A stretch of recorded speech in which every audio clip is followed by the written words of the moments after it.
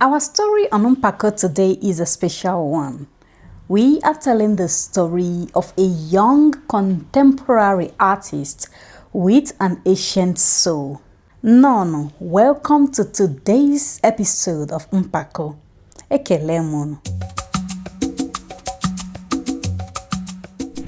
Our focus on Mpàkó today is on Chiagoziem Nneamaka Orji. She is a young contemporary artist with a soul that came from the world before now. Chiagoziem's story begins at Okulofia, Mpàkó, a peaceful town tucked within Ogu local government area of Enugu State. Chiagoziem was born on 16th December 1997 into a home where art, storytelling, and creativity were not just expressions but a way of life. Her father, Mazi Munonye Godwin Orji, studied theater and film and worked in the media. A businessman and art lover, constantly surrounding the home with creativity and ideas. And her mother, Oriakụ Patricia Nwadumkpa Orji, a nurse by profession, passed down the gentle craft of knitting and crocheting to Chiagoziem, skills she had inherited from her own mother, who was a tailor, and that is Chiagoziem's grandmother. So when I said she grew up in a home where art is a way of life, it was not just a statement. As a child growing up in Abakpa, Enugu, Chiagoziem was never alone in her artistic journey. Her older brother, Chibundo Orji, was her first teacher. He showed her how to draw, corrected her lines, and together they crafted toys, bags, and handmade accessories from cans, cartons, and even old clothes. Art was their play, their bonding, their pride.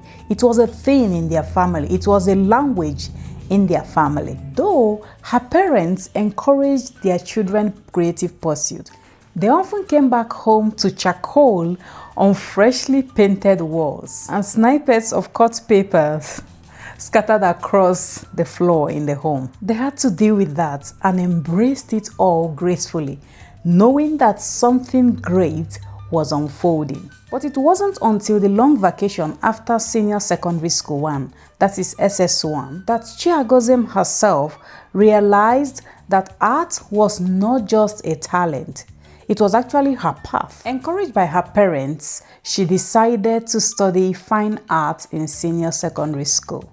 But unfortunately, the school didn't offer the subject, and her request was rejected by the then principal of the school. Undeterred, her parents stood by her.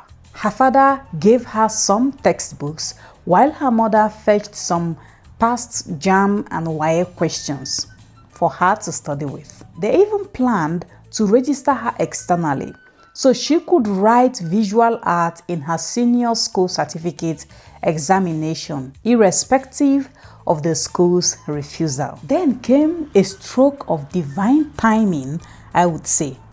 A new principal was appointed, and this new principal approved Chiagoziem's request. Her former student advisor and hostel mistress, Auntie Ilo Helen, a fine art teacher who had once told Chiagoziem that she was talented, was then appointed to prepare her for the fine arts exam. Chiagoziem studied relentlessly and made history. She became the first student in Anglican Girls Grammar School, Okonano, Enugu, to sit for visual art in senior school certificate examination, and did so alone in the exam hall, with teachers peeping in, curious about a girl who dared to take such lonely but encouraging and courageous path. She passed. She excelled in that examination, and same year she gained admission to study fine and applied art in the University of Nigeria, Nsukka. Although she majored in fashion, she continued her childhood craft while studying. She made and sold beaded bags and jewelries while in college. But after her graduation, she faced a wave of depression. She could do so many things, yet materials were so expensive, clients were demanding, and her soul felt unsettled. Then came a turning point on March 3rd, 2023, when she created her first digital artwork titled Akombo First Wealth. It was like a prophecy. With just a phone and her heart full of yearning, she poured herself into the piece. And it wasn't just art, it was her breakthrough. But life had one more test. On April 27, 2023, she was in a severe accident that fractured her right hand, her dominant hand. With an iron implant fixed, her greatest fear as an artist stared her in the face. And yet, even in the hospital, she refused to stop. She started to practice with her left hand, shaky but determined, even while in the hospital. And luckily, her right hand loosened and she went back to her sketch pad. And from that moment, she vowed to never delay her destiny again. And recognitions came knocking same year as her art blossomed. She picked on the art name Chiagoziem and her vision sharpened. She then began creating from a place deeper than just technique, from memory, culture, and spirit. Chiagoziem's art is deeply rooted in Igbo heritage. From her parents' stories and growing up in an Igbo community where Ọdịnaala was part of the discussions, she began tracing the threads of ancestral memory. Her brother then introduced her to deeper study and readings on Ọdịnaala Igbo.